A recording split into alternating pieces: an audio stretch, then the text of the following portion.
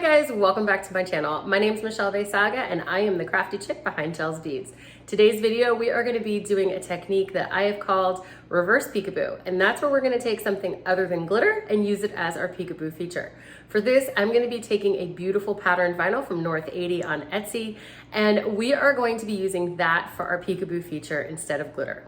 I really love the pattern vinyl that I found from Northeighy, especially the Valentine's Day themed packages that she has available. So if you guys are ready to get started on this video, everything that I have will be listed and linked in the description box below. So go ahead and check that out. And as always, if you guys have any questions at all, make sure to leave them in the comments and hit that subscribe button if you like this video. So if you're ready, let's get started.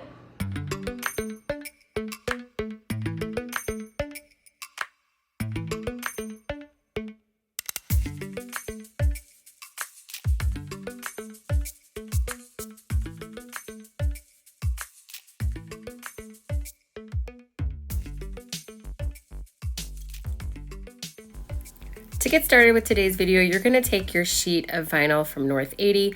I'm using this beautiful XO pattern. The X's and the O's are kind of like almost like a grungy look, and they have almost a watercolor feel to them. To do this, you've seen me wrap many times before, but we're basically going to peel back about an inch and a half of vinyl so that we can anchor that to our cup. You're seeing me use a 20-ounce skinny straight for this particular cup, and I have sanded, prepped, and painted. You could leave off the painting step until after the vinyl is applied, but I thought I'd save a step on having to tape off everything, so I went ahead and just did it ahead of time. You've seen me apply vinyl before, and as I always do, I use my felt-backed squeegee in order to accomplish this. What I like to do is use that felt area which is more rounded than, let's say, your fingernail or the other side of the squeegee, and it just helps me to ease that vinyl off of that backing paper without having to worry about damaging it or getting a lot of bubbles. Once we've come to a place where we can trim, I'm going to take my scissors and just trim it off. You go ahead and save this extra piece of vinyl because we will use it in a future project. You get about 2.5 inches of extra off of this sheet. Now you're going to find your seam, and I just like to run my finger along where the vinyl ends up meeting from the beginning, and that's where we're going to lay our tape. This helps me get a straight edge when I cut. I am not the creator of this. I actually learned this from Kelly Norris of Dixie Darlin Designs, and let me tell you, it's been so much easier to make sure that my cut lines are nice and straight. I'll go ahead and link her video in the description box below as well on where I learned this from. So as you can see, I just use that tape line as my guide for taking my blade and running it down that seam. What that's going to do is give me a nice straight line with just a little bit of overhang. Now, to get this to behave itself, I'm going to go ahead and cut off the vinyl at the top rim of the cup. You know me, I have a different method for providing a nice straight line along that top rim, but with the bottom rim, I didn't cut all the way through, so I need to kind of make a little slit and then cut right at that line so that I can remove this extra piece of vinyl.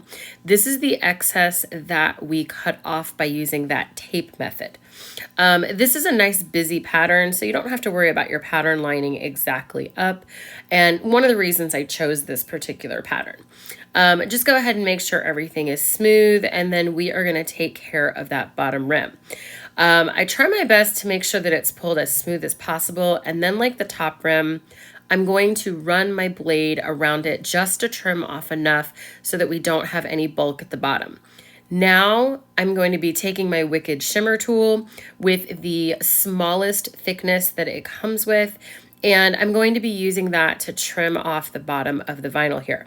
I'd like to have a pretty decent size bottom to this cup because we will be applying some coordinating glitter. Pop any small bubbles that may still be present using your craft knife, and then you're going to want to trim your rim using the credit card and X-Acto knife blade method that I've shown you several times. I will have that video listed as well in the description box. And then we're ready to move on to getting some glitter on this cup.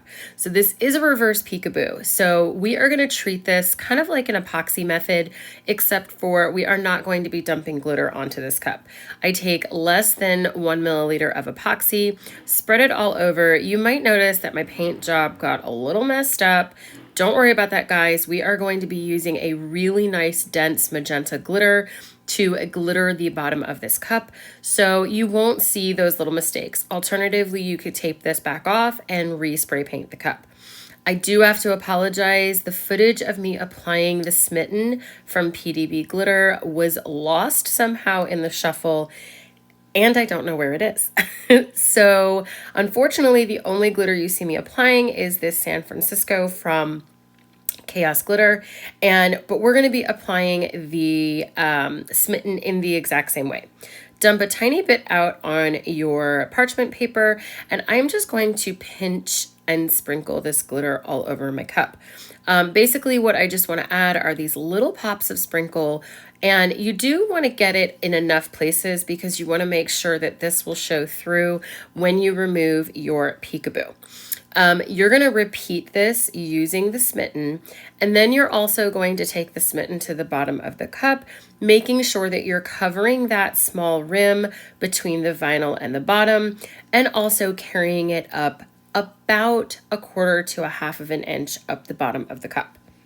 You will get a chance to see what it all looks like with both glitters applied to the cup in the next footage where I show applying the first coats of epoxy. Again, guys, I do apologize for this footage being cut out. However, it's the exact same sprinkle method, just using the Smitten. As you can see here, you can see where the glitter has been placed from that last step. And again, I do apologize for not showing the Smitten. If you guys would like, I can go over that in my group on Facebook. So make sure you join that group, and I'm more than happy to go back over this video in a live with all of you. So to apply your epoxy, go ahead and wait for that epoxy method coat to cure for about 2 hours. Then I'm taking 20 milliliters of my favorite epoxy from the epoxy resin store, tumbler coating epoxy, and going in and coating this tumbler. After it cures for about 4 hours, come directly back in with a second coat of epoxy. Our cup is now ready for the peekaboo masks. I am using a template from Bear Trends Designs, and this is their heart offset peekaboo. Now you could use whatever type of peekaboo you would like for this. Basically anything, any shape you use, that's what the vinyl is going to show through on. For my method, you see me applying this design with transfer tape. That just helps me make sure that all of the things I cut out remain straight the way the template was designed to be cut. And this isn't like adding a full wrap of vinyl. It's much, much easier to apply. I'm just anchoring down that first row, starting with the second, and then removing the backing paper and having the last 2 rows apply flat. Once you have this on the cup, we are going to be ready to move right into spray paint. I do have to say that working with this Bear Trends design template was an absolute dream. It was super easy to navigate and figure out, and I was able to get it on my cup and have a complete peekaboo design without any hassle at all. Now we're ready to peel back our transfer tape to reveal just our masking hearts. You want to do this by peeling it kind of parallel to the cup so that you don't risk pulling back any of those hearts.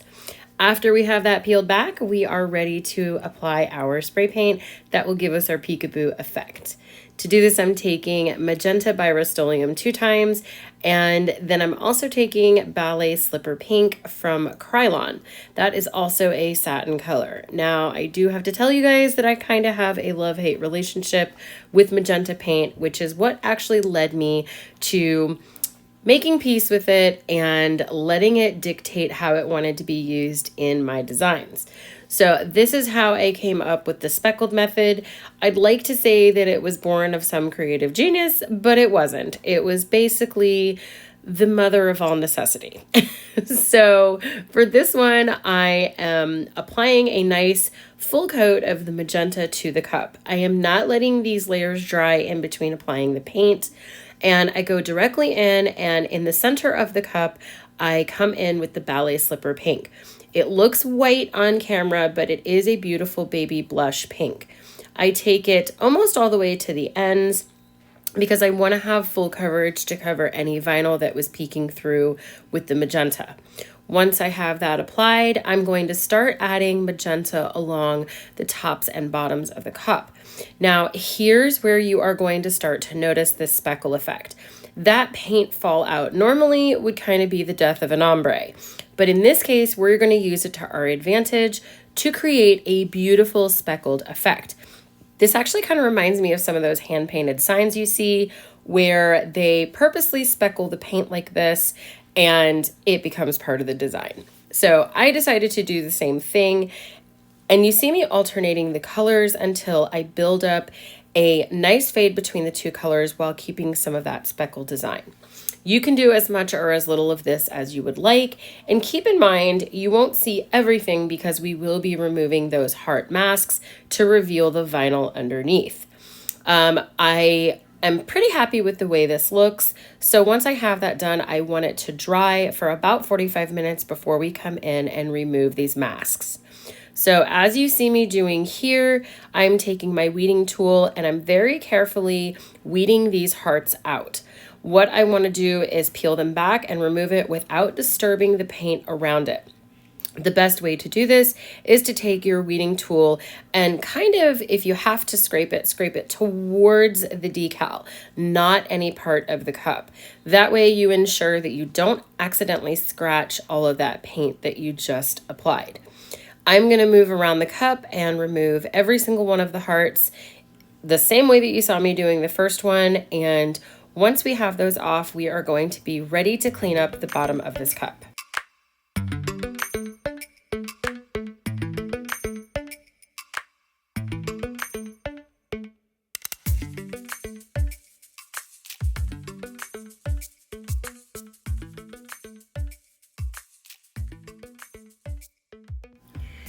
To remove the excess spray paint, I'm going to be taking a combination of acetone and rubbing alcohol just to remove that. I also worked it up a little bit from the rim just because I carried that glitter all the way up.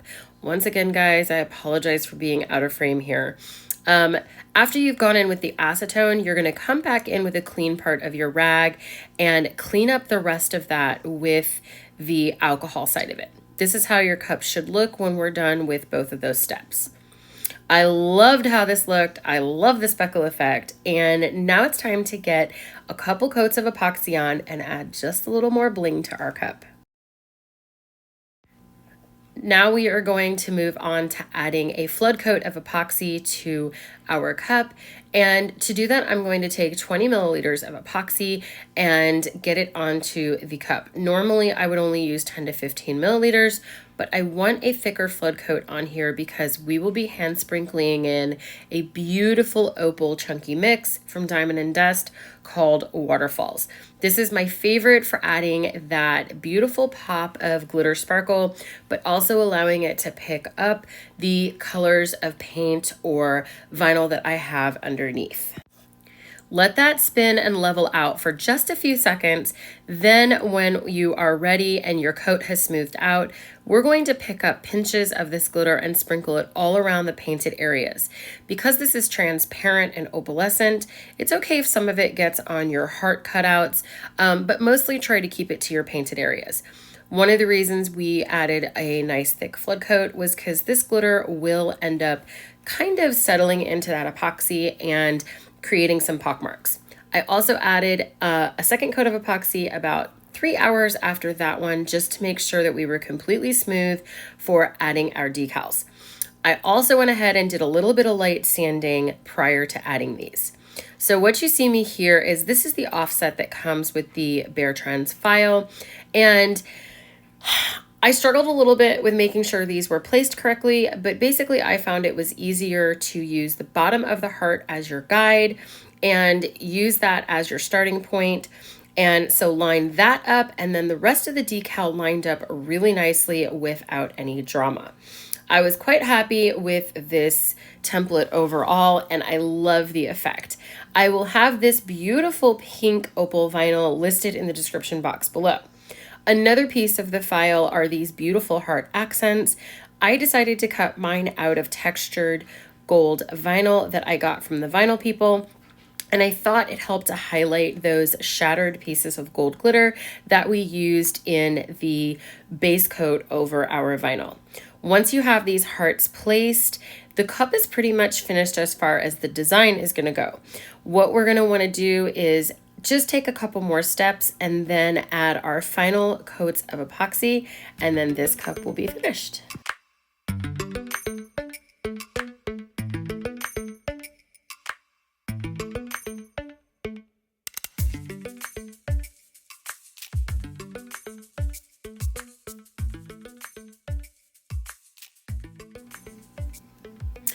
I did not film myself adding our final coats of epoxy, but what I did want to show you guys was how I went ahead and sealed all of this vinyl. One of my biggest pet peeves is when I've gotten a beautiful intricate cup like this under a couple coats of epoxy only to find out that not all of the vinyl stayed put or behaved itself like it should.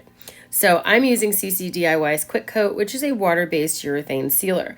This gives me a very fine coat that just seals in all of this vinyl. And it also helps, since I had to handle this cup quite a bit to apply all of these decals, it also helps seal in any of those little marks or stuff that my hands left behind and allow the epoxy to have something really, really nice to stick onto.